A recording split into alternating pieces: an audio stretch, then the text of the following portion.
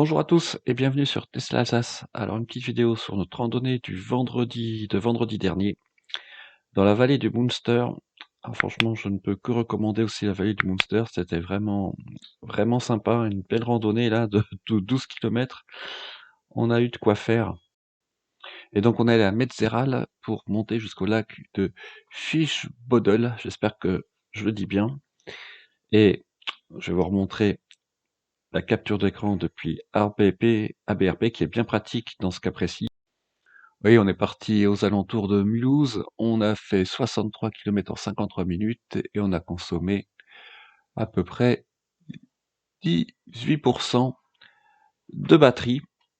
Et on va regarder un peu comment s'est passé le trajet, hein. Donc il y a des grandes lignes droites, il n'y a pas vraiment d'autoroute pour ce trajet et donc vous pouvez utiliser à votre bon vouloir le régulateur automatique et si vous voulez un petit peu aussi le maintien dans la voie qui, vous voyez, dans ces départementales ou nationales marche plutôt bien, même si en théorie, hein, faut pas l'utiliser, hein. C'est vraiment que pour les voies rapides ou les autoroutes avec séparation centrale. Là, c'est vraiment pour vous montrer. Et en fait, on a toujours, hein, le même problème, c'est que dès que vous sortez de ce cadre de route bien défini, vous voyez, dès que vous avez arrivé à un rond-point, évidemment, le système en Europe ne fonctionne plus, entre guillemets, vous êtes obligé de reprendre la main. La voiture va ralentir généralement, mais évidemment, le maintien dans la voie ne fonctionne plus. On verra un jour si l'Union européenne acceptera d'aller un peu plus loin dans cette conduite autonome de niveau 3. Mais enfin bon, honnêtement, on n'y est pas encore. On va s'intéresser plutôt aujourd'hui à la reconnaissance des panneaux, quel que soit le type de panneau ou de feu. Là, vous allez voir, j'ai une vitesse qui va apparaître à droite sur un panneau, hein, une sorte de contrôle de vitesse, juste pour vérifier que vous êtes bien dans les normes. Et vous voyez que la voiture ne reconnaît absolument pas, hein, ce type d'information digitale.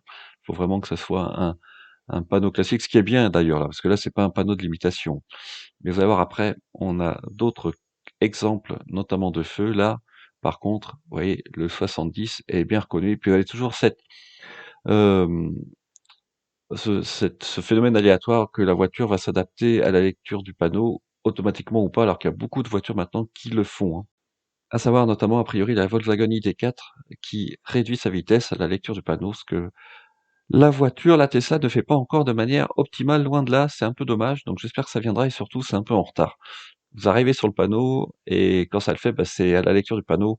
Idéalement, il faudrait que ça soit un peu avant puisque vous vous retrouvez un peu en excès de vitesse, ce qui est dommage. Et donc voilà, regardez-moi ces superbes paysages pour arriver dans la vallée de Munster. On a vraiment des routes en plus de très belle qualité d'une manière générale dans la région. Et voilà, c'est pareil, je suis obligé de réduire la vitesse avant et on arrive donc à Metzeral.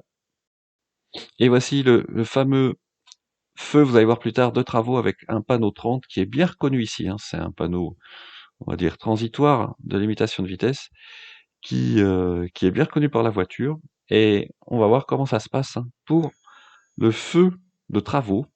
Est-ce que la voiture va le reconnaître ou pas? Là, vous voyez, on voit un peu le feu rouge au fond et la voiture ne le présente pas encore sur l'écran, ce qui est un peu normal, hein, parce que la caméra a du mal à le voir. Et là, vous voyez, il y a le feu orange clignotant qui est bien reconnu, hein, par la voiture. Par contre, il pense que le feu orange est au milieu du feu. Donc, on voit qu'il y a quand même des sortes d'images standards, de représentations standards des feux dans le système. Alors que là, le feu, hein, est bien en bas, orange clignotant bien en bas du feu. Mais honnêtement, c'est pas bien grave. L'essentiel, c'est que la voiture puisse les reconnaître. Et puis voilà, là, on arrive au parking avant de commencer la randonnée. Et c'est là que j'ai eu des discussions après très sympas avec nos voisins de parking qui étaient intéressés par la voiture. Donc, toujours vraiment sympa, hein, cette petite discussion informelle avec des gens lors des randonnées. C'est vraiment l'intérêt aussi de la voiture, c'est qu'on voit qu'elle suscite l'intérêt, que donc les gens commencent à s'y intéresser de plus en plus. Et voilà, hein, donc une partie de notre trajet Et sur une maison, lorsqu'on a commencé à marcher, bah, j'ai réussi à trouver quand même une Renault Captur hybride rechargeable. Donc on voit, même, dans la campagne, on va dire, hein, bah, ça y est, hein, les gens commencent à, se tourner vers les voitures au moins hybrides ou hybrides rechargeables. Donc c'est plutôt sympa de voir ça. Et après, voici le chemin du retour avec, donc sur le chemin du retour, ben, on croise, des voitures, vraiment, splendides. Là, je vais accélérer un peu, pour, voir la voiture qui me précède. Regardez bien, je pense bien que c'est une Jaguar type E. Alors là, c'est quand même exceptionnel comme voiture. Donc et le bruit est aussi sympa, hein, je peux vous le dire. J'ai ouvert un peu la fenêtre pour entendre. Quelle belle voiture!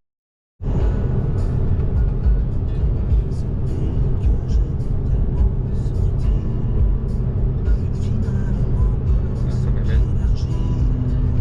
Voiture magnifique. Elle est magnifique. Voilà, on continue notre chemin avec la sortie automatique à FSD. Vous allez voir, j'ai eu une petite surprise parce qu'en fait, c'est une double sortie. Donc là, la voiture se met bien sur la file de droite dès le début, mais je vais pas sortir au premier embranchement. Il faut sortir au deuxième et savoir que la voiture, là, je fais un pouce, mais en fait, j'aurais dû faire attention parce que là, vous avez vu, la voiture a presque voulu tourner à droite et heureusement, elle n'y est pas allée. Il faut bien vraiment garder la main sur le volant, donc faites attention, hein, dans ces circonstances. Et là, après, pas de souci, hein. La voiture a bien, pris le second embranchement, donc bon, c'était une sortie un peu complexe, mais j'étais un peu surpris. C'est la première voiture que la fois première fois, pardon, que la voiture me faisait ça, faisait semblant de sortir, ou voulait prendre un embranchement avant le réel embranchement. Heureusement, elle n'y est pas allée, mais de toute façon, on allait trop vite, donc elle a pas eu le temps de le faire. Et puis voilà, après, on arrive sur l'autre portion de voie rapide. Et là, franchement, c'est vrai que c'est super agréable, même si je suis toujours en mode confort quasiment. Si vous voulez vous insérer, hein, dans une voie rapide avec une Tesla Model 3, franchement, il n'y a absolument aucun problème. Et c'est quand même assez unique, hein, par rapport au niveau de prix. Si vous comparez aux autres voitures sur le marché, les performances sont vraiment exceptionnelles.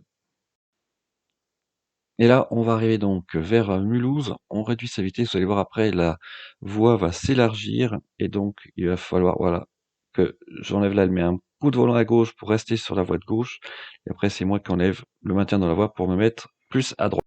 Alors là, pour la reconnaissance des feux, il y a aucun problème et là, vous allez voir, c'est intéressant, j'ai un vélo carrément à gauche qui est aussi reconnu par la voiture.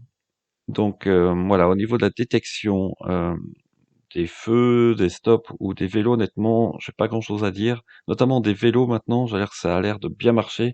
La voiture freine toujours un peu tard en régulateur automatique, mais elle les détecte bien. Et voilà donc notre trajet du retour, hein, de 72 à 57%, donc 15%.